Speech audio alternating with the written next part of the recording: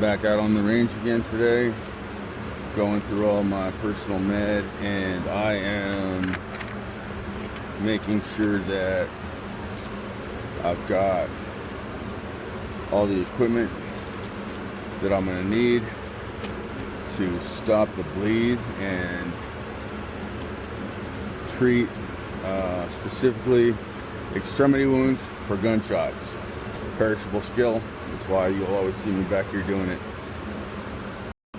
If I'm in a self-defense situation, I got knocked down to the ground. I'm a front apex carry guy, so what I'm going to have to do is I'm going to have to do whatever I can to keep them off of me, right? I'm going to bring my firearm out, and I'm going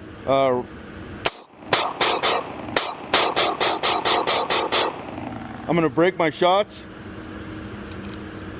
do an emergency reload,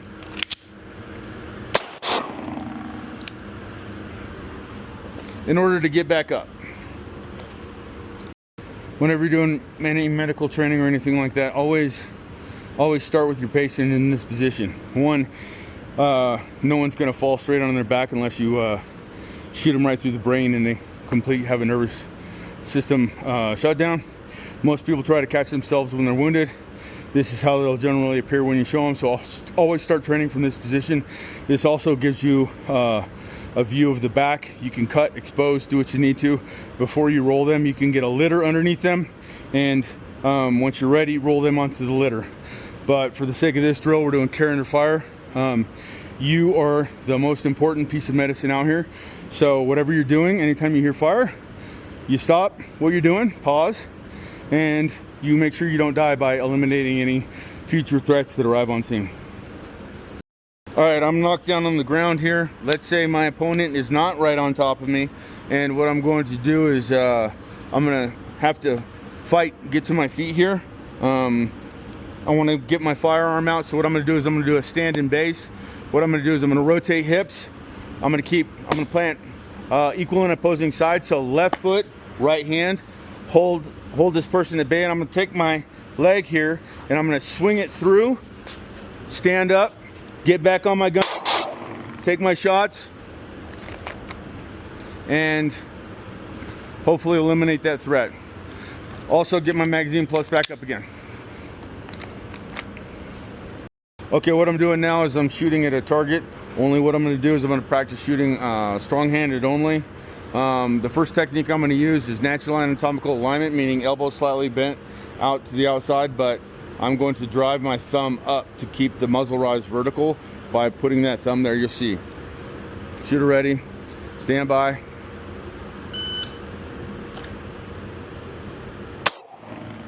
You see how muzzle rise went straight up? I can hit that shot, and the second shot with the muzzle rise from the heart went right up to the head. Next is I'm going to drive my elbow down, and I'm going to cam my elbow so that when I do that, recoil comes directly back into me instead of off to the side like this. So this is how that looks. Shooter ready. Stand by.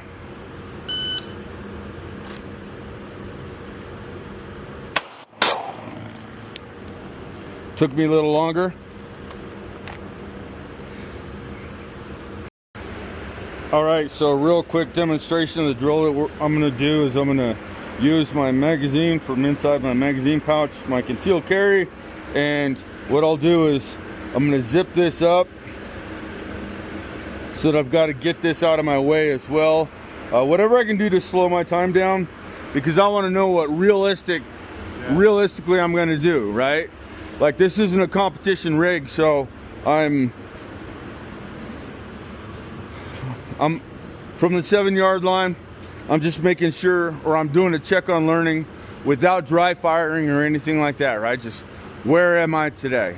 So I'm gonna give myself shooter ready, stand by.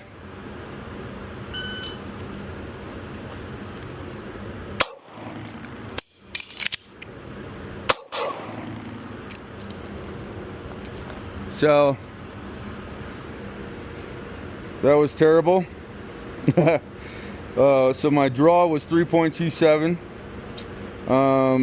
My reload was 3.10, and my split was 0.22. All right, so that's exactly what we're gonna do.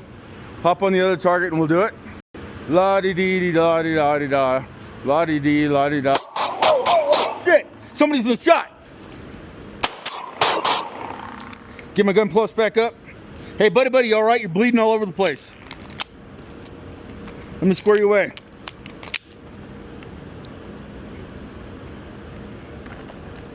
Where are you bleeding? Oh, there's blood everywhere. Let me get it. I got a tourniquet. I'm not going to use a belt. Belts don't work. Let me slide this down around your boot. Oh, shit. More bad guys.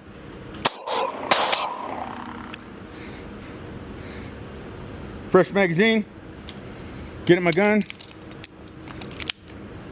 Stow that.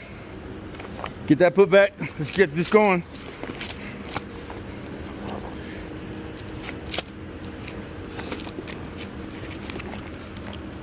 Tourniquet around the outside. Locking bar.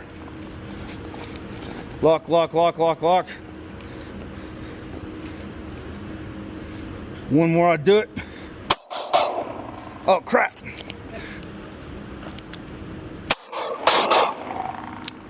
Plus my mag back up. Don't care if I drop rounds. Get that tightened. All right, hey, we got to get out of here, man. I see a restaurant right behind us. Let's get behind there. I got my go bag in there. You, sir, call 911. Cover that door. Make sure no more bad guys come. I'm going to pack this wound real quick.